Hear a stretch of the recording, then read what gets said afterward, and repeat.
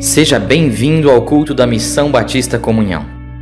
Que você possa ser abençoado por Deus com tudo que preparamos para você neste culto. Nós preparamos uma palavra para que o seu coração possa ser edificado pelo aprendizado das Escrituras. Nós preparamos também alguns louvores para que você tenha o seu coração aquecido pelos louvores que rendemos ao Senhor. Enfim, que você possa ser muito abençoado através deste culto que nós preparamos para servir você, a igreja. Que Deus te abençoe, tenha um bom culto.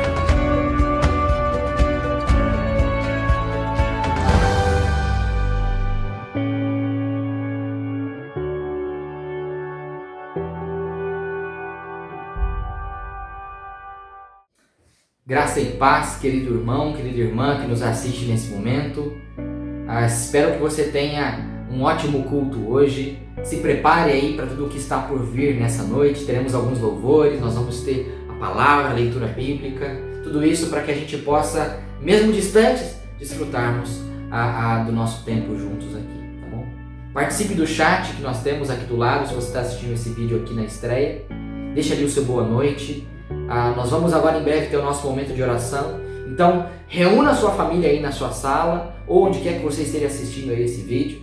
Mas reúna toda a sua família, traz toda essa gente aí para perto de você. Vamos nos preparar para o nosso culto. Nós vamos ter um tempo de 2 minutos de oração agora. Alguns pedidos vão estar na tela, para que você possa estar orando pela nossa igreja, pelo culto que nós vamos ter. Deus te abençoe.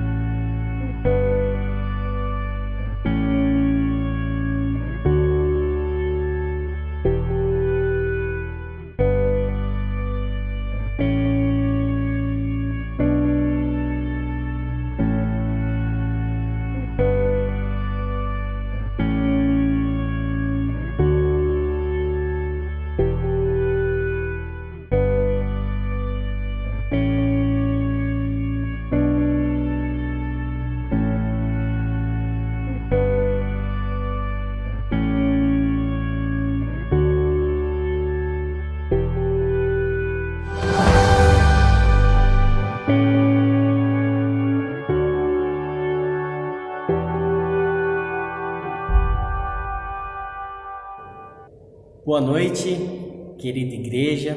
Que alegria poder estar com vocês aqui e que privilégio poder servi-los ministrando a palavra de Deus. Agradeço ao convite, agradeço essa oportunidade e vamos agora nesse momento ter toda a nossa atenção, o nosso foco voltado agora para a palavra de Deus. Eu queria convidar você a abrir a sua Bíblia lá em 1 Tessalonicenses, no capítulo 5. Nós vamos fazer a leitura do verso 14. 1 Tessalonicenses 5,14. Apenas um versículo. Primeira carta de Paulo aos Tessalonicenses 5,14. Vamos fazer a leitura. Diz assim: exortamos vocês, irmãos, a que advirtam os ociosos, confortem os desanimados, auxiliem os fracos, sejam pacientes para com todos. Vamos orar? Senhor, fala conosco por meio da sua palavra, por meio da sua palavra que é santa, que é incorruptível, que é o nosso genuíno leite espiritual que contribui para nosso crescimento, para nossa edificação. Sim, Senhor, que a sua palavra não volte vazia, mas faça aquilo que o Senhor quer nas nossas vidas, no nosso coração. No nome de Jesus. Amém. Vivemos em tempos difíceis e muito provavelmente até o momento em que estamos, ninguém imaginava que estaríamos como estamos, né? Em uma situação ainda tão difícil, com tantas restrições, e tudo que nós temos visto à nossa volta. É fato que nesse tempo que nós vivemos, pessoas perderam seus empregos, famílias perderam entes queridos, a economia perdeu muito em seu valor e gradativamente as coisas têm retomado, e isso também inclui a vida da igreja. A igreja foi diretamente afetada por tudo aquilo que nós já sabemos e conhecemos, que é a pandemia, que é o novo coronavírus e todas as suas implicações, não apenas para a saúde, mas para tudo que envolve o ser humano. Deste modo, os cultos que até então funcionavam de maneira presencial, agora tiveram que ser adaptados. Muitas das nossas reuniões tiveram que ser ou canceladas ou remanejadas de alguma maneira, através de salas virtuais, através de uma transmissão ao vivo.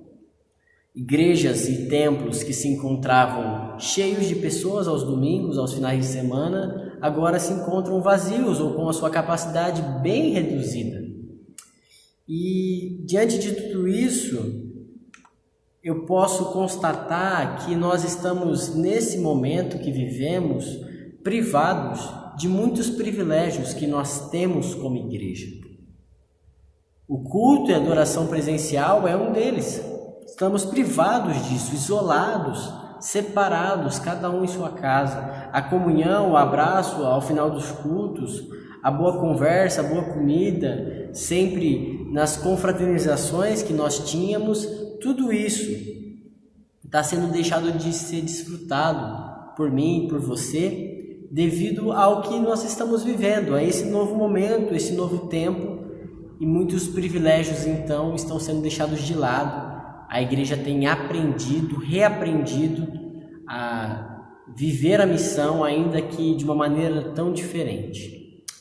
Mas, com tudo isso, ainda que não tenhamos todos esses privilégios, ou que muitos estejam de maneira restrita, eu creio que há responsabilidades que nós, como igreja, nós temos que cumprir e nós temos que executar, para que então o corpo de Cristo, a igreja, se mantenha crescendo e saudável. Embora privilégios não estão sendo desfrutados da nossa parte, não quer dizer que nós não tenhamos papéis a cumprir, funções específicas, responsabilidades, deveres, dos quais nós tenhamos que nos ocupar nesse tempo de pandemia, de isolamento social. O texto que nós lemos nos aponta claramente isso. Paulo aponta 3 responsabilidades muito claras, muito evidentes, que todo cristão possui. Eu digo todo cristão porque muitas vezes a nossa tendência natural é sempre transferir ou terceirizar aquilo que deveria ser feito por nós. Essa é uma tendência nossa, humana. E muitas vezes nós vamos olhar para essas responsabilidades aqui mencionadas como a tarefa de um pastor, de um diácono, de um líder da igreja, de um líder de um departamento. Mas entenda que a carta de Paulo, ela foi escrita e enviada para uma igreja. E em vários momentos, há várias expressões na carta dizendo exatamente uns aos outros. Encorajem uns aos outros, confortem uns aos outros. E Paulo faz menção no final da carta, no verso 27, dizendo que esta presente carta deveria ser lida por toda a comunidade, diante de todos os irmãos. Desse modo, a gente não pode considerar ou restringir tais responsabilidades apenas a um grupo específico, mas isso faz parte de tudo. E quando todos se envolvem em tais responsabilidades, então a igreja cresce. Então a igreja permanece saudável, independentemente das circunstâncias. Assim, eu quero pensar com você, convidar você a olhar comigo essas 3 responsabilidades. 3 responsabilidades que todo cristão possui. Em primeiro lugar, primeira responsabilidade, nós devemos confrontar uns aos outros. E isso pode ser visto no verso 14 que nós lemos, logo no início, quando diz: exortamos vocês, irmãos, a que advirtam os ociosos. Outras traduções, elas colocam assim: admoestar ou aconselhar os ociosos. E a palavra aqui aponta para uma tarefa muito específica que a igreja tem dentro de si mesma, que é a tarefa de instruir, a tarefa de aconselhar, a tarefa de confrontar uns aos outros. Essa palavra a gente usa muitas vezes quando a gente vai falar sobre aconselhamento noutético. É essa palavra que a gente usa para fazer referência a esse tipo de aconselhamento, que tem como fim a instrução, o ensino em determinada área de acordo com as Escrituras. E é esse o convite que Paulo faz a essa igreja, o convite de que eles devem confrontar uns aos outros. A igreja ali de Tessalônica, logo no seu início, já passava por muitas dificuldades e controvérsias.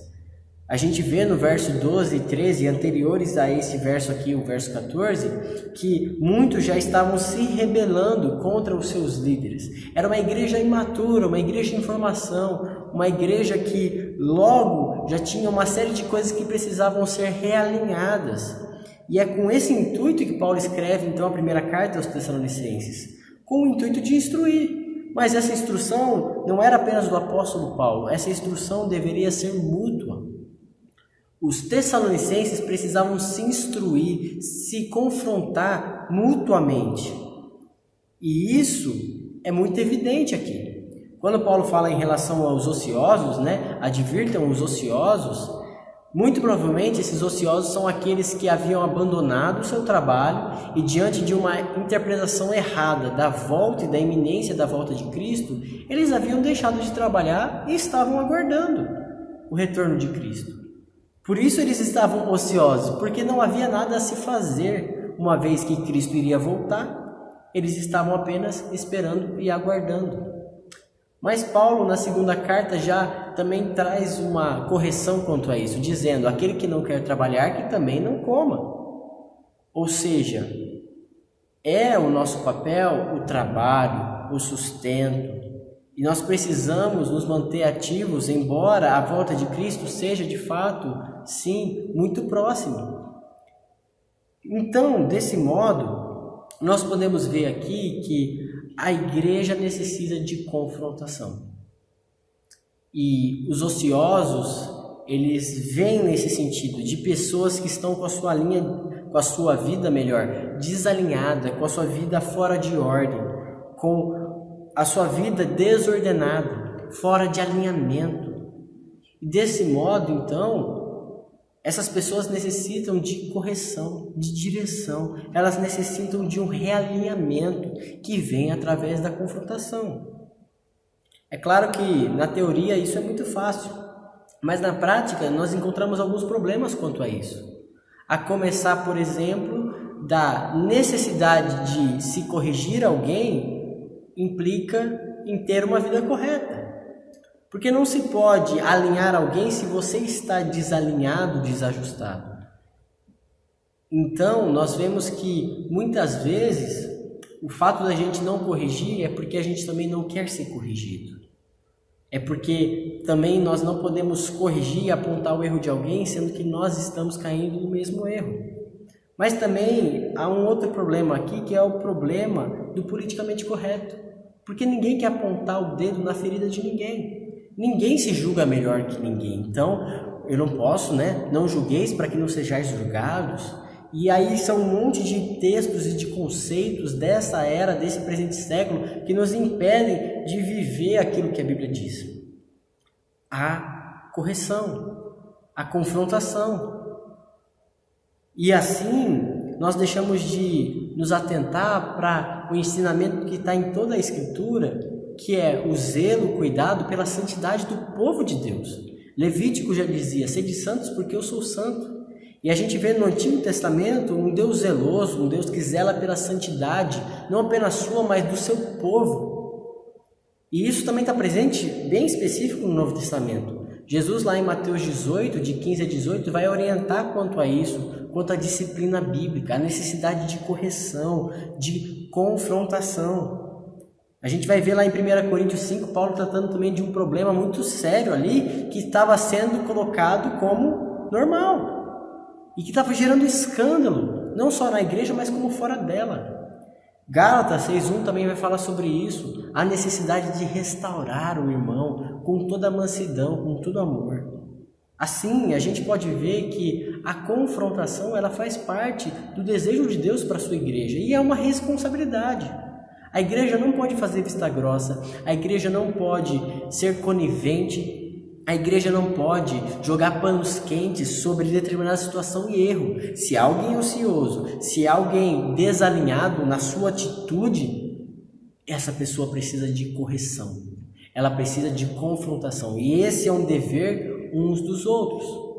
É um dever uns para com os outros, porque nós não podemos deixar de apontar o erro em amor e dar a oportunidade dessa pessoa se arrepender.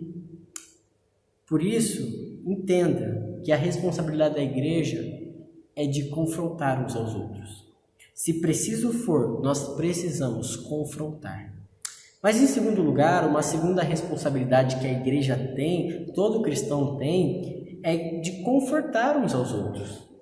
Primeiro a confrontação, mas depois ao conforto.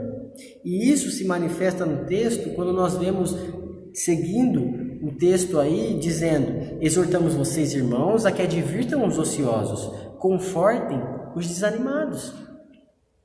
E confortar aqui, algumas outras traduções traduziram como consolar, incentivar, encorajar. E a ideia não é passar a mão na cabeça, fazer um cafuné, trazer um conforto apenas para a pessoa, mas a ideia é trazer ânimo, encorajamento, como algo não impessoal, superficial, distante, mas como algo próximo, algo face a face. Você estar diante de uma pessoa e trazer conforto, ânimo, coragem para essa pessoa. A iminente volta de Cristo era sim um problema, como nós já vimos, pela má interpretação, pela má compreensão do que isso significava, mas também a perseguição que logo ali no início da igreja já estava tendo início, era um grande problema, porque quando vem a dificuldade, vem também o desânimo. E muitos dos tessalonicenses estavam desanimando com as dificuldades, com a dor, com o sofrimento de ser cristão, de se dizer filho de Deus, de se identificar com esse grupo. Desse modo, muitos queriam voltar atrás. Muitos queriam amenizar a dor fugindo dela. E essa é uma das nossas grandes dificuldades, porque hoje quando nós lidamos com algum tipo de dor, sofrimento, ao invés de encará-lo e suportá-lo, nós queremos fugir, nós queremos dar meia volta. E Paulo então instrui aqueles irmãos da igreja de Tessalônica para que em meio a esse desânimo instaurado na igreja, houvesse conforto, ânimo, coragem. Vamos lá, vamos caminhar junto. Não desista, persista. E é um pouco disso que Tiago traz lá na carta de Tiago, quando ele diz que considerem motivo de grande alegria o fato de passarem por muitas provações. Porque a provação, ela produz perseverança. E Tiago diz algo além, ele diz que a perseverança nos leva à maturidade. E aí a gente entende por que a vida não pode ser tão fácil. Porque é na crise que Deus nos dá crescimento. É quando a gente mais precisa de Deus que a gente mais busca Deus. E por isso as circunstâncias difíceis, as circunstâncias adversas, porque é nelas que nós somos conduzidos à maturidade. É nelas que nós somos encorajados a prosseguir e crescemos com isso. O tempo que nós vivemos é um tempo de grande desânimo. Talvez não tenha uma pessoa que em algum momento de toda essa crise que nós vivemos, ela não esteja desanimada, ou não tenha ficado desanimada. Sim, é fato, é difícil caminhar sozinho, é difícil viver isolado, é difícil ser privado de tanta coisa, e a nossa resposta é desanimar. Mas aqui entra o papel do encorajador, de alguém como as escrituras descrevem, alguém como Barnabé, um encorajador, um consolador, alguém que sim dá ânimo, alguém que sim renova, alguém que te inspira, que te anima, que te renova.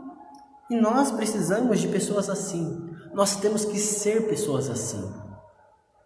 Em meio ao desânimo, em meio à indiferença, nós precisamos nos reanimar. Nós precisamos de conforto, um conforto que conduz a um encorajamento, a uma coragem para viver, a uma resposta a esse desânimo. Não um conforto que diz, a vida é dura para quem é mole. Não, um conforto que faz com que você olhe para a situação de uma perspectiva diferente. O conforto é uma responsabilidade de toda a igreja.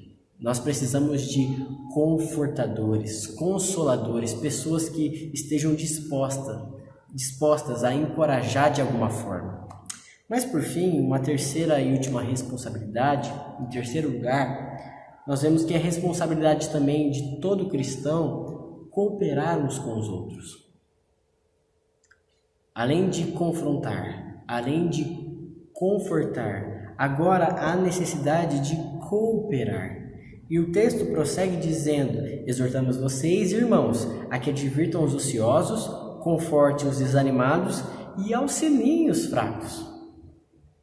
Veja que aqui Paulo coloca auxiliar os fracos como uma das responsabilidades, assim como confortar, assim como advertir, que ele mencionou anteriormente. Outras traduções traduziram como ajudar, amparar ou até sustentar os fracos. E o sentido mais claro aqui para nós entendermos é o sentido de demonstrar interesse. Quando a gente fala de auxílio, de ajuda, de cooperação com os fracos, a gente fala de interesse. Nós temos que demonstrar interesse pelas pessoas, mostrar que nós nos importamos com os fracos, nos importamos com aqueles que estão sem força. E a fé dos tessalonicenses, com certeza, diante desse cenário já descrito, de má compreensão teológica acerca da segunda vinda de Cristo, de uma dificuldade externa, de uma perseguição sendo já instaurada ali, os tessalonicenses com certeza estavam com a sua fé abalada, fracos espiritualmente, circunstâncias difíceis, dúvidas, incertezas, muitas conclusões equivocadas, uma igreja recém-formada, uma igreja tendo ali o seu início e com muitos fracos, muitos ficando pelo caminho, muitos querendo voltar atrás, muitos em meio ao desânimo, caminhando para a fraqueza, estando fracos, estando vulneráveis e assim por diante. Diante da fraqueza é necessário que haja cooperação, é necessário que haja renúncia, de eu não olhar apenas para a minha vida e para aquilo que é bom para mim, mas de eu me atentar com aqueles que necessitam. de, se possível for e se preciso for, de eu sustentar essas pessoas. E hoje nós não vemos isso, nós não vemos pessoas cooperando. Nós perdemos a prática de ler as Escrituras juntos uns com os outros. Perdemos a prática de orar juntos uns com os outros, uns pelos outros. Nós vivemos em comunidade, mas não desfrutamos do privilégio que é estar em comunidade. E desse modo, diante de toda essa indiferença, diante de todo esse tempo difícil, acaba que nós ficamos fracos. Não temos vontade de ler as Escrituras, não queremos orar, não queremos assistir os cultos presenciais ou online. O fato é que a situação é desesperadora, porque a frieza espiritual é muito grande. Isso não deve acontecer apenas em um lugar específico, é geral, é uma constatação geral. Aqui na nossa comunidade há muitos fracos, que simplesmente abandonaram, se esqueceram, deram um tempo e preferiram caminhar de outra forma. E aí a necessidade de cooperação, aí a necessidade de ajuda, de sustento, de auxílio. Caminhando então para uma conclusão e algumas rápidas aplicações, eu fico muito admirado com a forma tão espantosa que Paulo traça um diagnóstico, mas também traça a solução para determinado diagnóstico. Paulo muito claramente aqui traça um diagnóstico de uma realidade que toda a igreja possui, de pessoas ociosas, de pessoas desanimadas, de pessoas fracas. Não só os Tessalonicenses, mas toda a igreja possui esses três tipos de cenários, esses três possíveis diagnósticos. Pessoas ociosas, desalinhadas, desajustadas, com a vida toda bagunçada, pessoas desanimadas, que não conseguem caminhar, que perderam a vontade, perderam o ânimo, e pessoas fracas, com a sua fé fraca, tão pequena e tão enfraquecida. Mas o que eu vejo aqui é que, além de trazer um diagnóstico, Paulo deixa muito claro aqui qual que é a receita, qual que é a prescrição médica para isso. Desse modo, aqueles que estão ociosos precisam de confronto, precisam ser confrontados.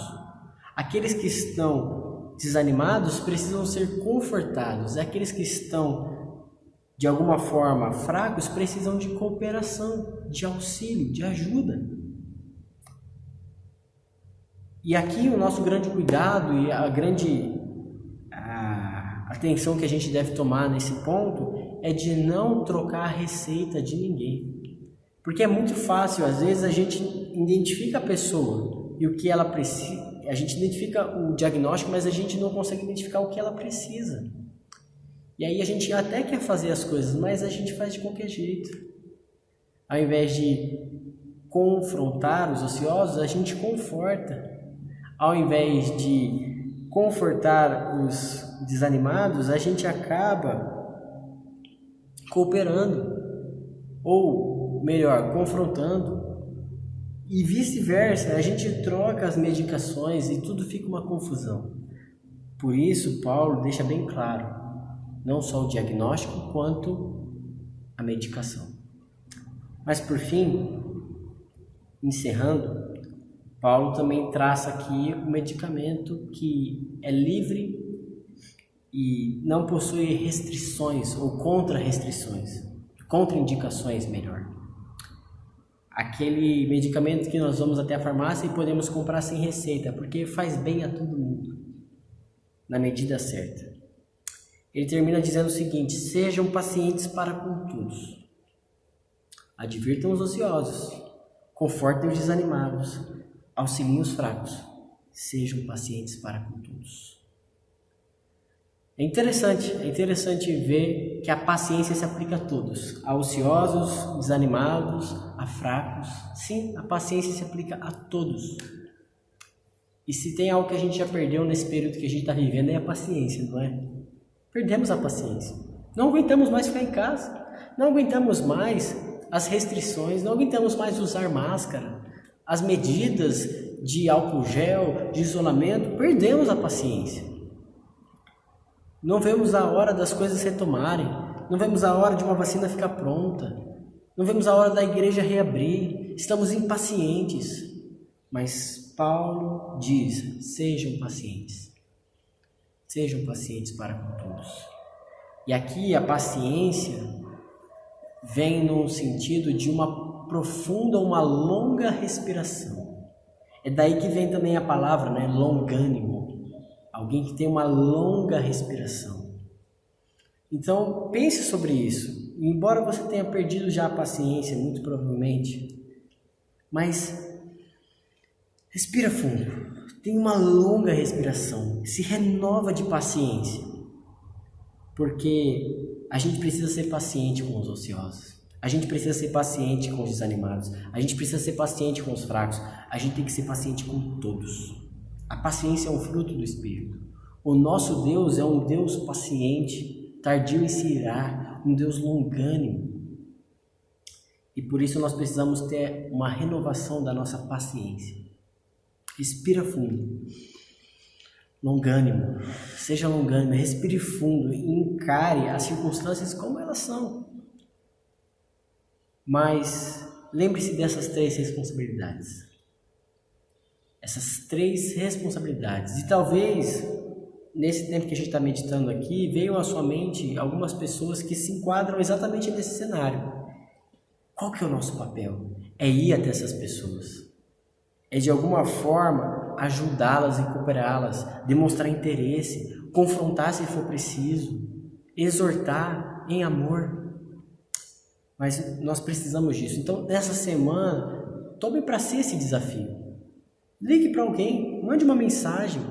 Se possível for, visite, faça uma visita drive-thru, fique longe de alguma forma, mas tenha contato com alguém. Se essa pessoa está ociosa, se ela está desanimada, se ela está fraca, talvez você esteja assim. E alguém, talvez nessa semana, vá te visitar, vai mandar uma mensagem, vai trazer uma palavra de encorajamento para você. Talvez você está andando de maneira ociosa, meio fora dos trilhos, e alguém vai vir e trazer uma palavra de confrontação para te realinhar à vontade de Deus. Faça isso, porque é assim que a igreja se mantém saudável e crescendo. É assim que nós vivemos a palavra de Deus, não só aprendendo sobre ela, mas vivendo ela inteiramente, integralmente. Amém? Vamos orar? Pai, agradeço por esse tempo, por esse dia. Louvado seja o teu nome, porque o Senhor fala conosco por meio da sua palavra e nos ensina, Deus, a cumprir com as nossas responsabilidades como filhos teus, como participantes do teu povo. Nos ajude, Senhor, nos capacite, Senhor, pois nós precisamos de ti. Usa as nossas vidas e nos ajude a ser pacientes em toda e qualquer situação. É o que eu peço ao Senhor e assim eu oro, em nome de Jesus. Amém. Deus abençoe, um grande abraço.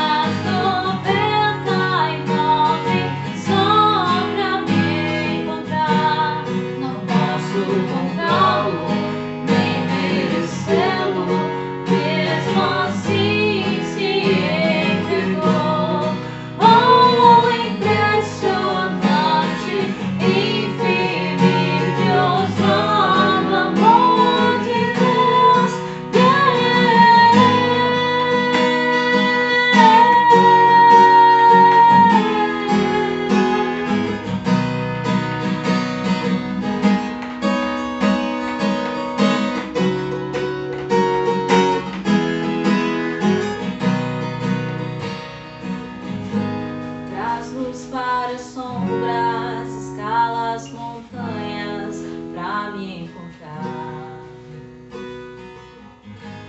Derruba muralhas